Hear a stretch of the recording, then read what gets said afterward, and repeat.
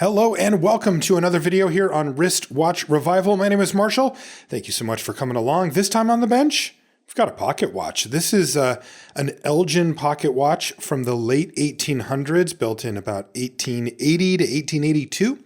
This one actually belongs to a close friend of mine who inherited it. It's a family watch of his, and it hasn't been touched in a very long time. So I've got it on my bench to kind of bring it back to life. And let's take a look. Now, first things first is we have to figure out how to open it up. So this is the back. And as you can see, what it has is what they call a hunter case back, which is the movement is actually covered by another cover, as you can see here. And this is what the movement looks like underneath. Oh, it's quite lovely, actually. Take a look at that. This is an Elgin 92 movement. You can see the balance wheel moving. Although, taking a close look at the balance wheel, so the first thing that you notice is that it spins, which is really nice. These are not shock protected movements, so the balance staff is easy to break, but look at this. The hairspring stud is not attached to the balance ear. That little thing is supposed to go in there, and it looks like it's come out. So we'll have to be extra careful with that.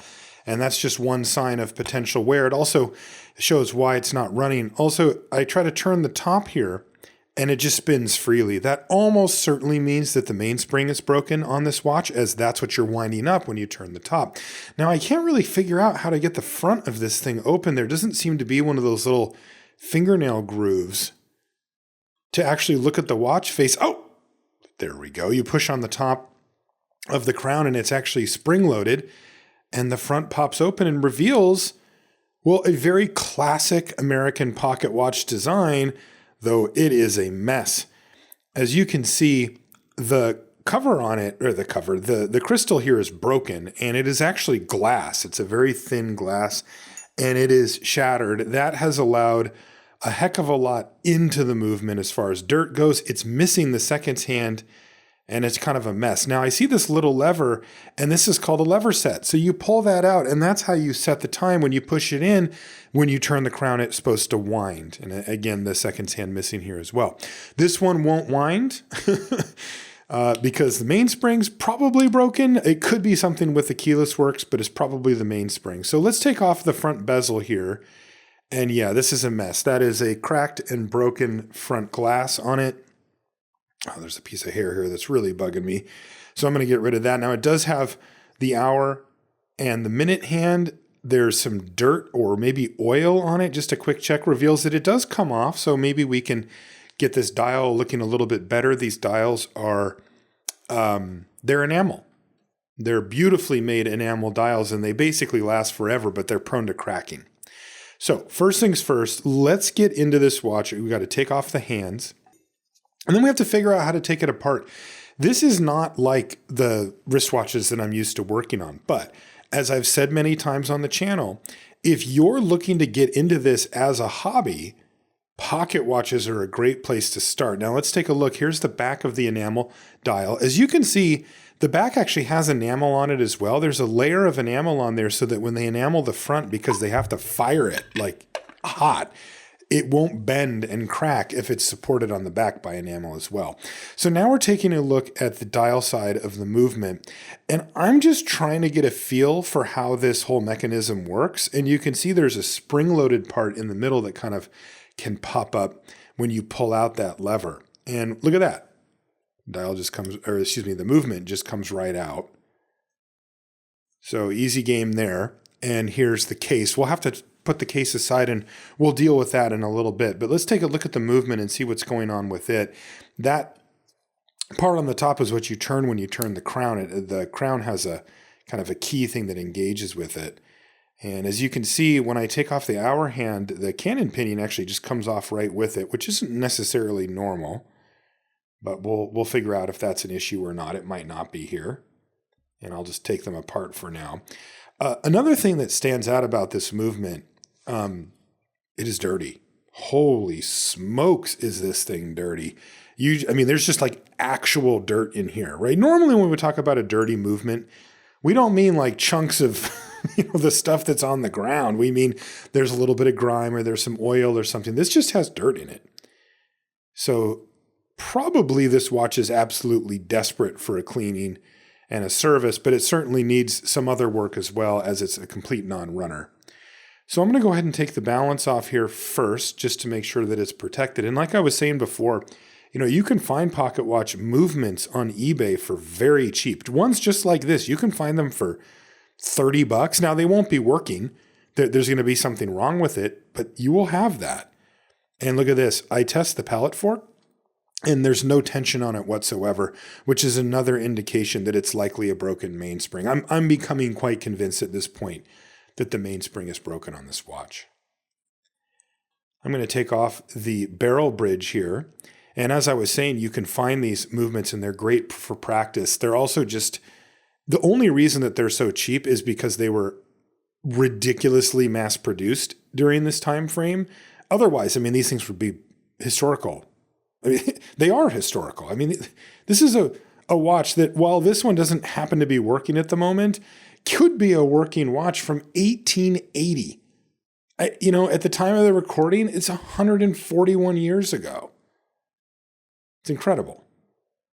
And you can buy it for under $100. It just blows my mind. All right, so there is the top part that actually engages with the crown. So that just comes right out, apparently.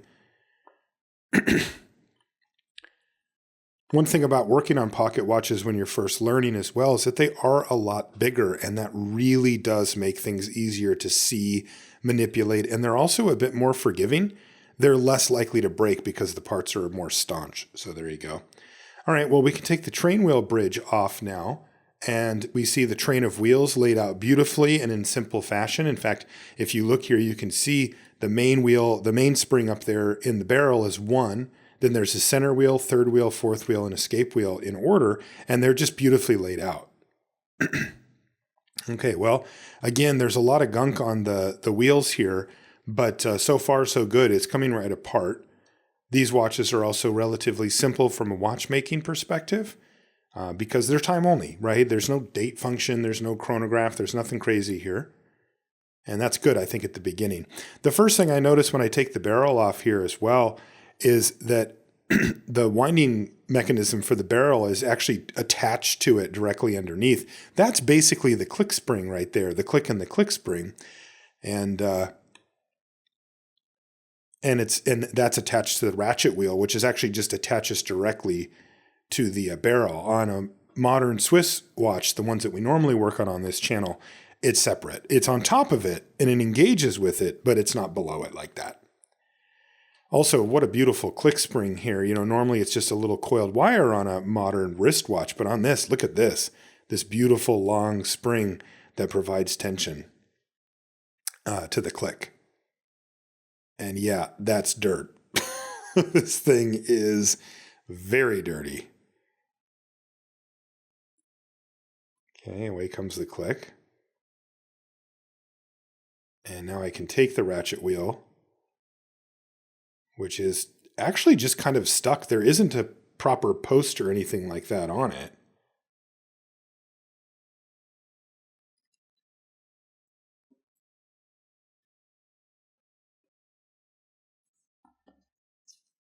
And I'm also just continuing to be careful when I'm taking it apart, but also checking out where the parts go. There's not that many compared to some of the watches that I have grown more accustomed to working on, but they're different. The whole setup is completely different for this. And look at this. The pallet fork is actually just stuck in the pivot.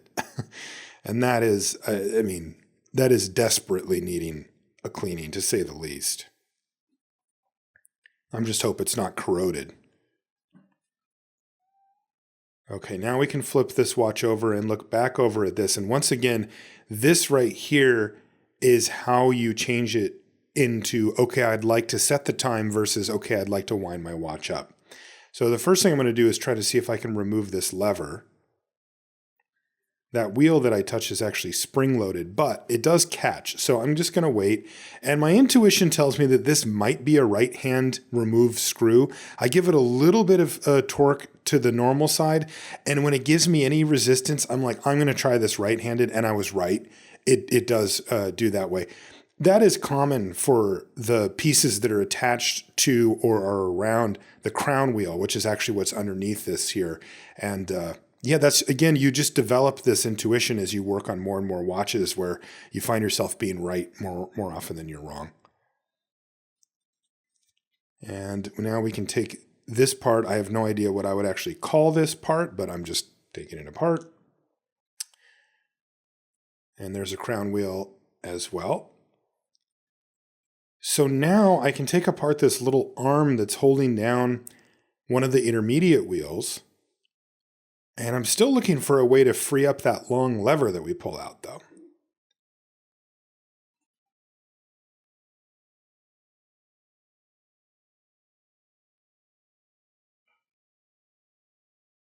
This give me a little bit of trouble, but it's just because it's been in place for so long.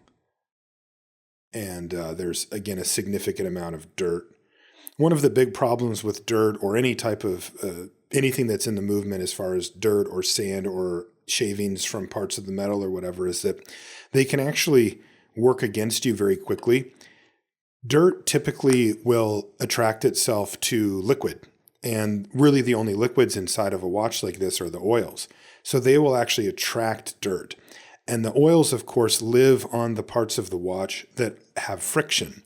So if the oil becomes contaminated enough with dirt, it can actually act as almost like a sand, if you will, and on the parts that are actually moving, and it can pretty quickly deteriorate the parts over time. Now, if the watch hasn't been ran, which it doesn't look like this is, I mean, the watch certainly hasn't been used in years and years and years and years, like as an actual watch, well, then that can be mitigated. So that's kind of what we're hoping for here, because the dirt is definitely there. Okay, this spring looks like it holds up what it appears to be the setting lever. Again, I'm sure that people that work on pocket watches all the time have better names for these, but I'm basing it off of working on wristwatches mostly, and that's what it looks like. So I can push down this little wheel, and can I just pull this thing out now? Yes, I can. There we go. So now that comes out, and I can see that metal post on the bottom touches against that setting lever, and that's what was holding it in place. And let's see if I can get this out. There it goes. Again, significant amount of dirt here, but otherwise not too bad. I'm going to take this wheel off, and then there's a set spring underneath it. But I've actually learned over time that taking springs like that out isn't really worth it. Those are not, it's going to get clean in the watch cleaning machine anyway. And there's no real reason for it. It's very thin, and I don't want to bend it. Okay, so let's get to the bottom of this whole it can't wind anymore thing and open up this mainspring barrel. That will tell us what's going on with the mainspring.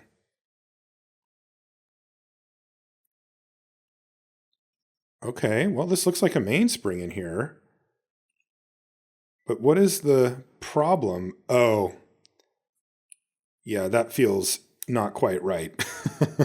And we can see right there that that mainspring is, in fact, broken. Okay, so our detective skills, hey, we're getting better at this. We knew what it was. We were able to figure it out, and we were correct. The mainspring's broken. Okay, so that will need to be replaced. In the meantime, I do have to get this old spring out of here so that I can clean the barrel. Okay, so there's the mainspring removed, and there's the barrel, and with that, we can take a look at things on the microscope. And as you can see, that's dirt. And that is not where you want dirt to be, but it doesn't look like these parts are particularly damaged, though I do have to say, this is the dirtiest I've ever seen a movement. Look at how dirty that jewel is. It just has caked on oil. So that's going to need to get cleaned. This one looks okay from this side, but still there's obviously a ton of dirt on it. And it gets worse. Oh my God. Would you look at how much gunk there is on this wheel? Look at that. That is all dirt. So this watch hasn't been used in a very, very long time. That is the pallet fork. Like, how? Incredible. Just an obscene amount of dirt in this watch. So let's get everything into the baskets so that we can do the whole watch cleaning machine thing, because this thing needs a super cleaning. We need to deep clean this for a long time. I might even throw it in the ultrasonic cleaner as well. Now, while that's cleaning, let's take a look at the watch case and see what we're actually dealing with here. Now, the first thing is I want to figure out how the spring-loaded part works. And look at this. I see James Boss 14K. I looked it up. That means that this is a 14-karat gold-filled case, which is a type of plating. So it's not solid gold, but it has a kind of a thicker plating on it. And I'm going to go ahead and take this loop off the top. This is where the chain would go.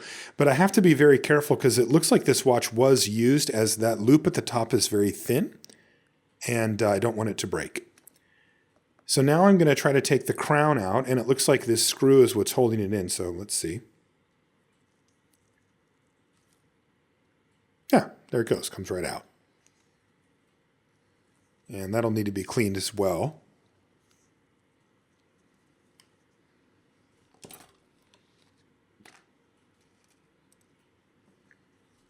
And here's the bezel. And yeah, the glass broke. It was already shattered. And it's extremely thin glass. So when it loses its integrity, it is not going to stick around. Now, this is looking like a pretty normal bezel with a lip in it. And I should be able to find some way to find a glass to replace it with. But yeah, that glass is gone. Now, I'm going to take a quick measurement of it so that I can order some new crystals for it. I think I'm going to order glass and acrylic because the glass just seems so difficult to get on there. And I'm a little more used to acrylic and I think it just lasts longer. But I'm going to try both. In the meantime, into the ultrasonic we go. All right, friends. So in goes the whole entire case with all the pieces for it. I want to make sure that the water level's up above. I use a detergent. It's a special ultrasonic detergent. And give this a good cleaning. Ultrasonic cleaners are really great for this type of stuff because they can get into crevices and stuff that you can't get into, but they don't take off patina, right? There's nothing abrasive happening here. It's just clean. And look at this. This thing actually cleaned up beautifully. Speaking of patina, by the way, I'm not going to be polishing or doing any type of augmentation to this watch. I'm only going to be cleaning it. That's because I want to keep its integrity because it's a family heirloom. And also because it does have a type of gold plating and that doesn't leave you much wiggle room with regards to polishing. If you polish a little bit too much, you'll go through it, get to the base metal, and then it looks terrible or you have to replate the whole thing. So now that the case is looking much better, let's take a look at this dial. Now these are very resilient dials. They're enamel, they're not painted or anything like that. So I'm just going to see if a little bit of water might help fix because of how much dirt was in there. And actually, yeah, this is cleaning up pretty nicely. This is kind of what I hope to see, actually. I'm not really one for dial restoration, but look at all the dirt that was on it. This isn't that bad. I'm definitely one for giving a dial a nice cleaning. Now, most painted dials don't really take a cleaning like this, but enamel does.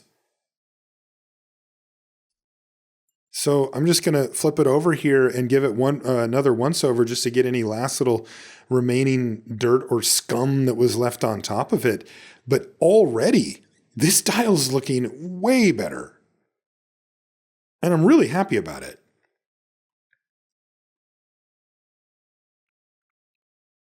And just a few more times to make sure it's clean. And look at that. It looks as good as new. Okay, now we got the parts back out of the watch cleaning machine. And let's see how they came out. Here's the main plate. Okay, well, that looks about 10,000 times better straight away. I am very happy with that. So this gives me a lot of hope that this thing is going to be able to clean up really nicely. And here's the rest of the plates and bridges. Okay, so let's get everything out of these baskets. And while I'm taking these apart, I notice there's a tooth missing. Yeah, so we're going to have to get the tooth fairy in here to find a new ratchet wheel. And then on top of it, I wanted to check this out because if you remember early on, the stud for the hairspring wasn't in place. And so this is the screw that it goes in. And there's where it goes in right there. And I want to make sure that this isn't threaded or, that it'll still thread and that it'll actually hold it in, because it could have just been loose, but also it could be damaged or not working properly. So I'm going to just screw this in and yeah. Okay. Yeah, it looks like that still works fine, and you can see it has enough clearance there, so fair enough. So here we go. I put it back on. I put the stud back in, and a little bit of air blowing here on the balance shows that the spring's looking nice and springy, and the balance staff seems to be in good working order, which again is very common for the balance staff to be broken on these. Again, there's no shock setting on the top or bottom of the balance jewel, so when one of these pocket watches gets dropped, it's pretty likely to just break that. So what I've got here is a donor movement. Now this one's a completely non-working watch. In fact, it just looks like it has like actual damage to the bridge here. If you look at it, it's kind of dented, but this will serve as our donor movement. I got this off of eBay. And so the first part we need is right here, the ratchet wheel. And look at that. It's got all its teeth. It's a real boy. And we can compare it here with the one with the missing tooth that it's going to be replaced by. So we'll just get it cleaned up in some one dip. I don't need to run it through the watch cleaning machine, but I want to make sure it doesn't have any leftover gunk on it from the donor movement. Okay, and now I got the mainspring in. Now this took some searching, but I did find a place online that had one for this. And there it is. There's the new mainspring. So it wouldn't quite fit in the barrel by itself, so I actually wound it in, and that lets us do this.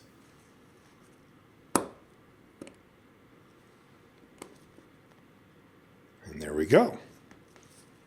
So now the mainspring's installed, and we can start reassembling the barrel with the mainspring, and that thing right there is called the barrel arbor. And I just want to make sure that the hook can come around and hook on. That's how it grabs onto that inner part of the mainspring. And I'm going to put a little bit of HP 1300 oil. This is a oil for middle viscosity applications. It's not quite a grease. It's still an oil. And that way I can put the lid back on.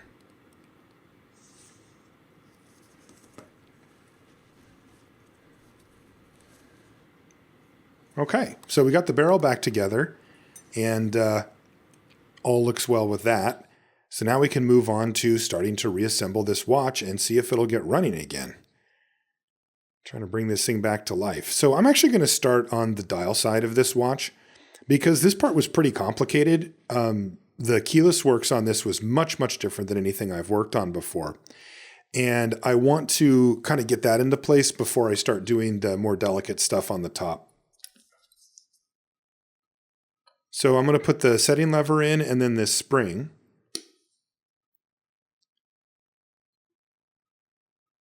And I don't have any type of instructions on where or how to oil this. So I'm using intuition and what I've been taught. You know, again, it's not that complicated, but this is what it's like to restore vintage watches. Is usually you don't have a manual, so you have to kind of understand the fundamentals and then just do your best.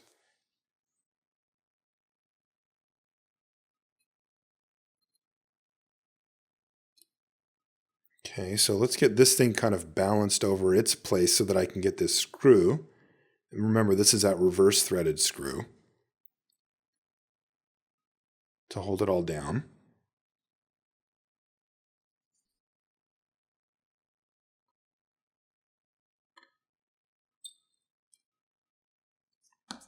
Lefty-tighty.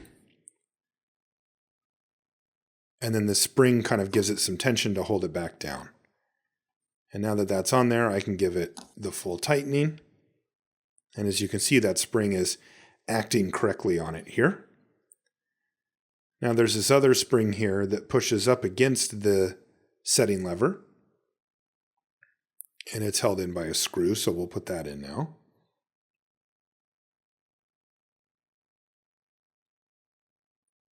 Also, you can notice the beautiful bluing on the screws. That is actually done by putting the screws, after you manufacture them, polishing them, and then you put them through a heat treatment that actually turns the steel that color.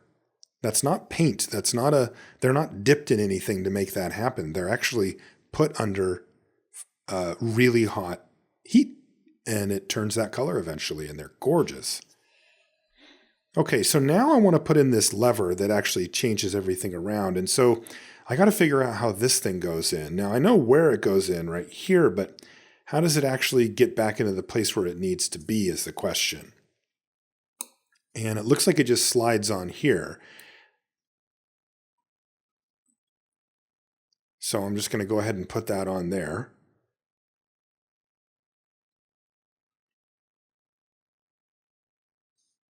And now I can put this little cover back on these two wheels. Okay, now let's just check this really quickly to make sure that it looks like it's doing what it's supposed to do. And it does. It's actuating on this thing, and that spring's there. And so, yeah, I guess that'll probably work. So I've got some HP 1300 here for the click. And then I've also got some underneath the ratchet wheel because I assume that that's a fairly high friction point. And then here's the click spring going into place. Now, the weird thing about this in comparison to the watches I normally work on is that, normally there would be like a post that a wheel like that would go on to, but there isn't. It actually goes on the bottom of the barrel. But if I put it on the bottom of the barrel, then it won't engage with the click. So I kind of need it in place already. But then if the click spring's on it, it's kind of pushing it around. So it's a little bit tricky on how I'm supposed to actually do this, but this seems to be the best way to get it set up at least. Okay, so let's get the barrel in this thing and see what it does. Yeah, it's a little bit tricky because it needs to line up properly, and there we go. And that means that we can move on to getting the train of wheels in place. Here comes the escape wheel.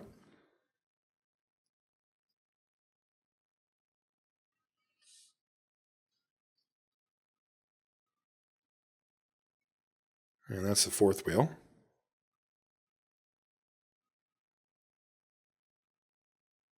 Boy, this movement, can you believe the difference?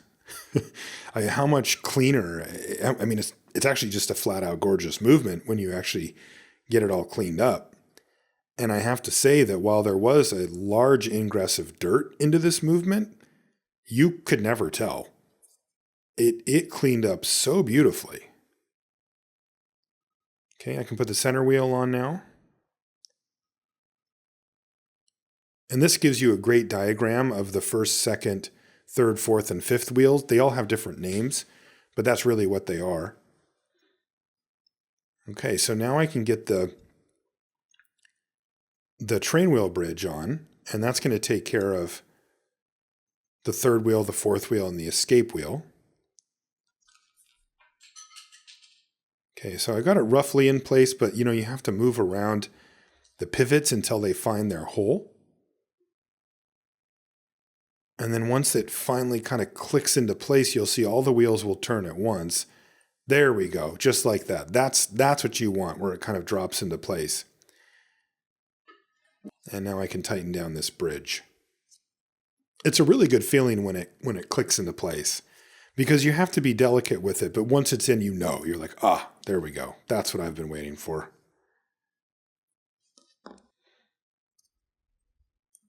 Okay, so now I've got this bridge tightened down. A quick test again. Yep, looks good. So I want to make sure that for this winding stem thing, I put some lubricant in. I don't actually know how much to put in, so I'm going to put in a medium amount, I would say, of HB 1300. This is a very high friction area, but it's smooth, so I decided to go with the HB 1300 rather than the grease. I think it's a close call either way. And now I can put on the barrel bridge. As you can see, it says Elgin Watch Company.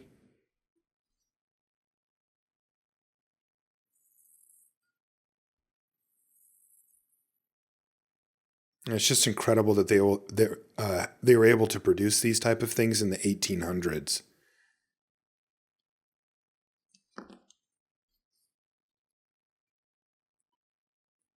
It also really does show a level of workmanship that is hard to find now.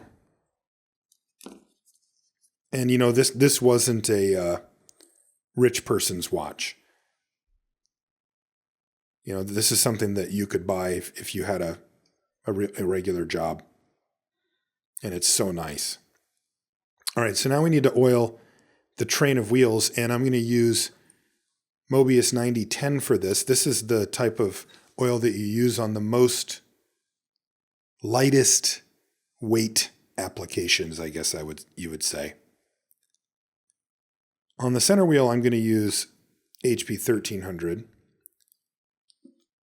because it's a little bit heavier of a load.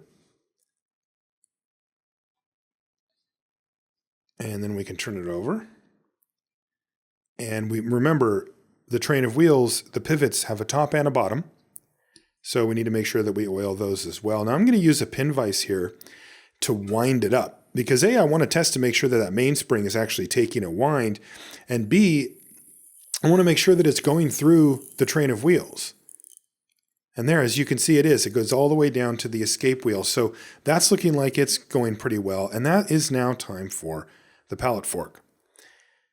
So I'm going to put the pallet fork in, and then I'll wind it up again to make sure that enough power is getting down to the pallet fork to actually actuate on it.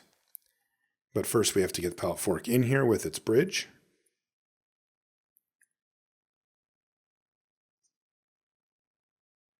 And of course this is, as usual, one of those times when you want to be very careful to make sure that that pallet fork sits in its pivot. And, you know, it's really nice, again, working on these big pocket watch movements because you can see, like you probably could see it on the video right there when the pivot went into the hole, right? You're like, oh, I can actually just see that. On a smaller watch, you definitely are going to want magnification, but beyond that, you may need a little more. So that's me checking to make sure that the pallet fork is in place. But this is the real test, is to see if the power is going down and if the pallet fork is willing to go back and forth under the power of the mainspring. Because that was one of the main things that was broken on this watch, was the mainspring.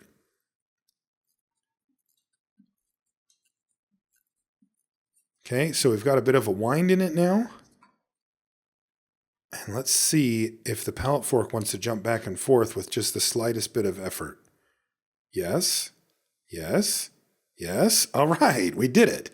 Okay, so this is all good news. That means that the mainspring is working. And it means we can put in the balance and see if this thing will actually run. The moment of truth. It's always so nerve-wracking, but also exciting. It's that funny thing where it's a combination of the two. So let's see if this thing will fire up for us. Want to make sure that the pivot is right. Oh, okay. Well, it started for a second there, but then I kind of adjusted the balance bridge and it stopped. So a glimmer of hope anyway. Let's get this balance bridge tacked down, and it is running. We did it. So we have brought this watch back to life. The mainspring's fixed. That gear underneath is fixed, and we repaired the balance because remember, it wasn't right. So it's running. That is fantastic news. So let's see about getting this crystal in here. Now, the first one that I got is actually just a little bit too small. This is glass, by the way, and you could snap it with your fingers. And unfortunately, the other one I got is also slightly too small. Now, what I read was if you get one that's correctly sized, it won't fit. But what you do is you actually heat up the bezel until it expands and then put the glass in and let it cool down. But the ones that I got, this one actually fit a little bit, but it still felt just like a little bit too small to me where it may be able to come out under certain angles. So I'm just going to stick with the acrylic one and see if that works. Because this one doesn't fit naturally, which means I have to find a way to get it in there. Now, this is actually an issue Because the normal way I do it is to use my Rober press, as you've seen on my videos. That actually bends the crystal down around a post and then allows you to put the bezel on. I have to be extremely careful because this crystal is a factor of 10 thinner than the crystals that I normally use. I mean, you could snap this crystal with your fingers with no problem.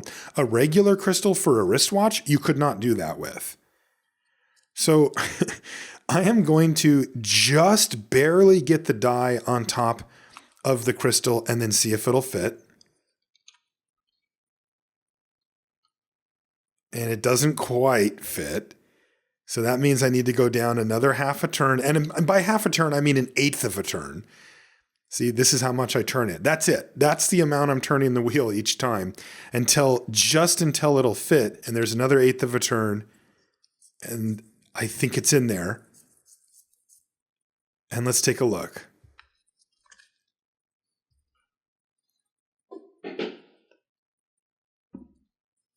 Hey, it's in and we didn't break it. So perfect that it looks beautiful again.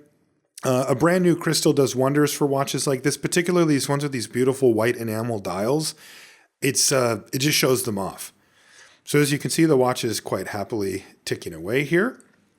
And that means that we can continue with our assembly.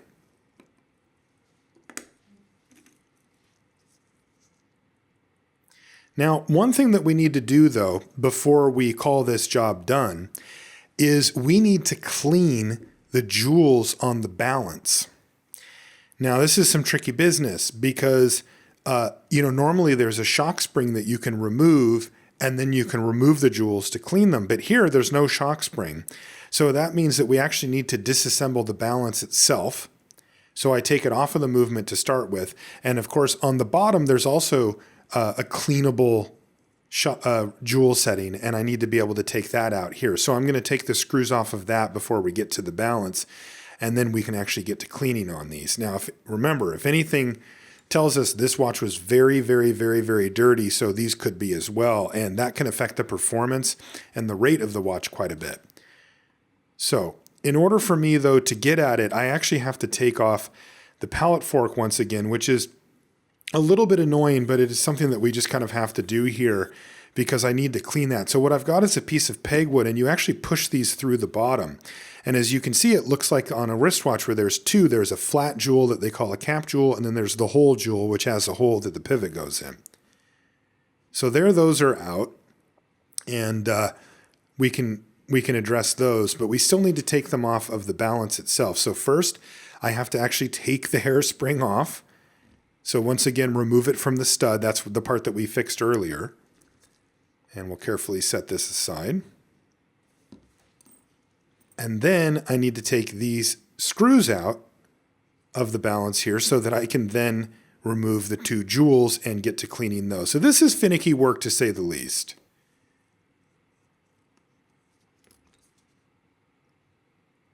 And these are quite small. Okay, so those go away, and now I'm going to tip it over and use my pegwood once again to remove those two jewels, the cap jewel and the hole jewel.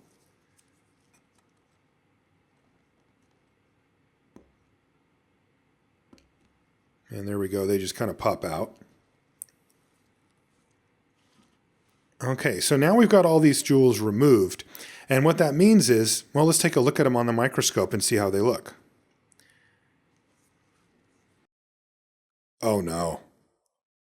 Well, as you can see, this watch was dropped at some point. Now, the good news is that the balance staff didn't break, or if it did, it was replaced, but it took out the jewel. That's actually the cap jewel, and it has a big chunk missing out of the top of it, as you can see here.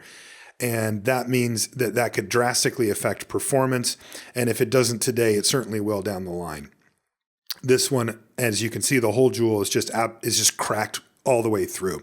So while it's still structurally there enough to hold the pivot and allow the watch to run, this watch will not run correctly with jewels that are broken.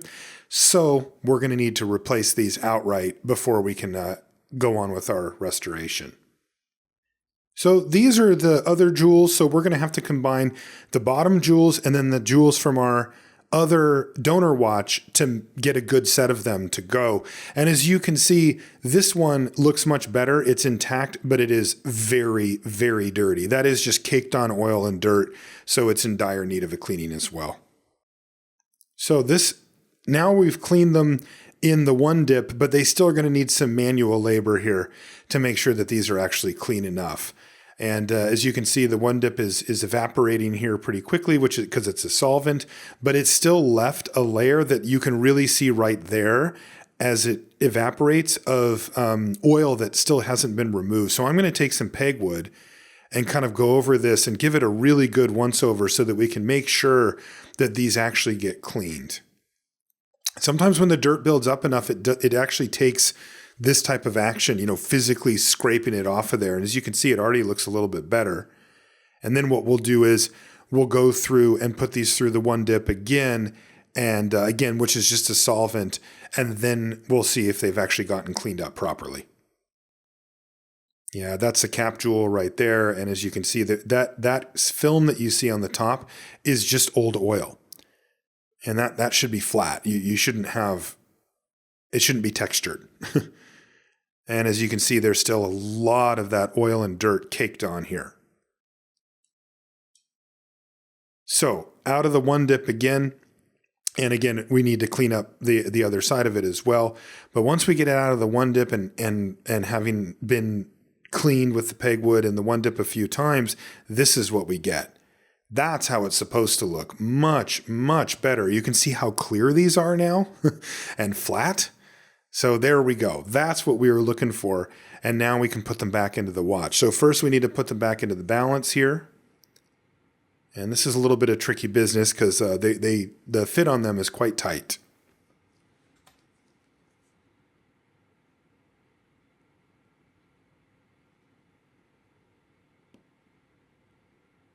Okay. This is the hole jewel. So this is the hole that the pivot for the balance will go into. And now I'm going to oil the cap jewel. So I'm going to put a little bit of 90-10 directly on top of that cap jewel. And then as carefully as I can, I'm going to reinstall that cap jewel on top of the hole jewel. And then the cap jewel will kind of hold the oil in place right where it needs to be on the most important part of the watch.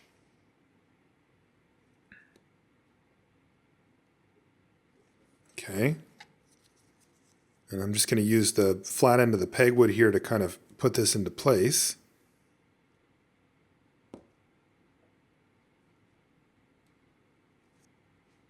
And there we go.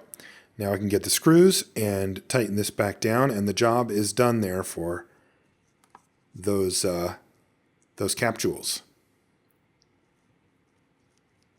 As you can see, it's a little finicky. I'm using a piece of pegwood just to support the bottom because I do have to put a little bit of pressure down to make sure that the screws are tightened so that both of those surfaces are flat and perpendicular. Now I have to put the balance back together, but no big deal there. And now that I've got everything back together, well, we can do this whole part again. So I'm going to put the pallet fork back in.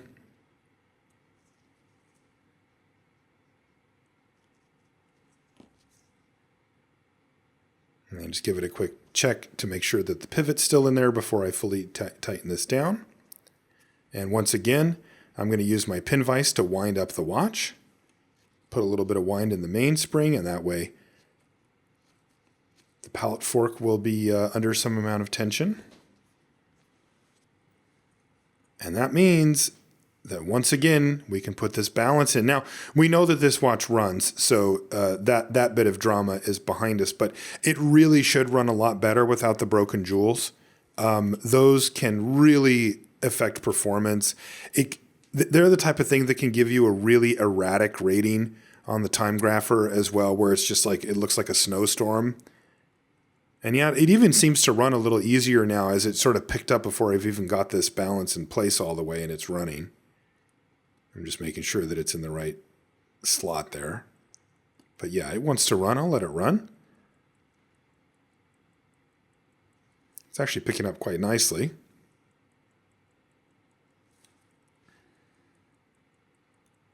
These old watches and many, and quite a few modern watches, but mainly older ones run at 18,000 VPH. That's vibrations per hour. So it basically ticks that many times in an hour. That's considered slow. There are watches that run at like 36,000. You can see those from companies like Zenith or Grand Seiko. They call those high beat movements. So let's take a look at this thing on the time grapher and see how it ends up looking. Okay, well, the amplitude's pretty good. The beat error's not great. And the rate, well, it's gaining about 3 to 4 minutes a day. Now, on a normal wristwatch, this would be unacceptable for me. In fact, way outside the range of what I would expect. But there's two things that are at play here. One, I've adjusted this watch to the slowest that it can go. Now, after doing some research, I found that one of the ways you can slow it down further is to do a whole different hairspring on it. I'm not doing that. That's outside of my skill set for starters. But more importantly, your expectations for an old 1880s watch should not be as high as they are for your modern Swiss watch. And this, of course, is not going to be used as a timekeeper. And even if it were, it's off 3 or 4 minutes a day. It's not a disaster because you end up setting these quite often anyway. So I am going to recognize my limits and recognize that this isn't the type of watch that needs to be within 2 seconds a day or whatever. And I'm going to be happy that I have it running again at an even remotely good pace. And that's something that I think every beginning watchmaker needs to make sure that they're keeping in check. This is a family heirloom from a close friend of mine. This is not my playground. This isn't the place where I try all this new stuff that I've never done before on a watch that's really important to somebody. So I'm going to be happy with its performance, even though I'm kind of not happy with its performance, right? Because I'm so used to getting that much better. Well, anyway, onward. Let's get the hands on this thing. This is a little bit awkward because I need to be able to change where the hands are. So I have to use this pin vise, but then I kind of have to have it hanging off the edge. So it's a little bit tricky. But I do get to use my new hand setting tool that I got for Christmas, so that's sweet. And just a quick check to make sure that that the hands are correct and that they're not hitting each other or anything like that. And then I also ordered an extra seconds hand. So we'll go ahead and install that now.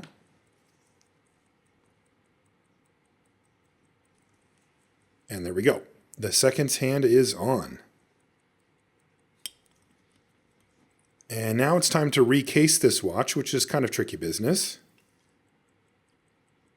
But not really, right? It's just a little bit different than what I'm used to. But, you know, I've worked on a few pocket watches, and so I'm starting to get the hang of it about how they go in the front.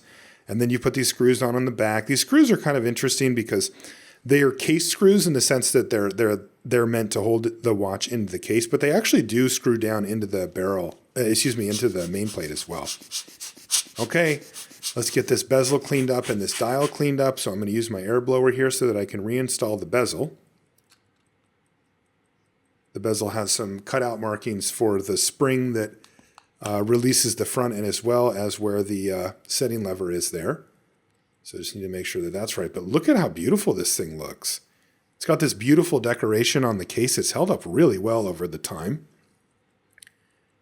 And it is a vast improvement to say the least. And as you can see, the lid goes on okay as well. Now I can replace the crown. And after a little bit of grease goes on it, I can just screw it back in and it just holds right in place. So easy there.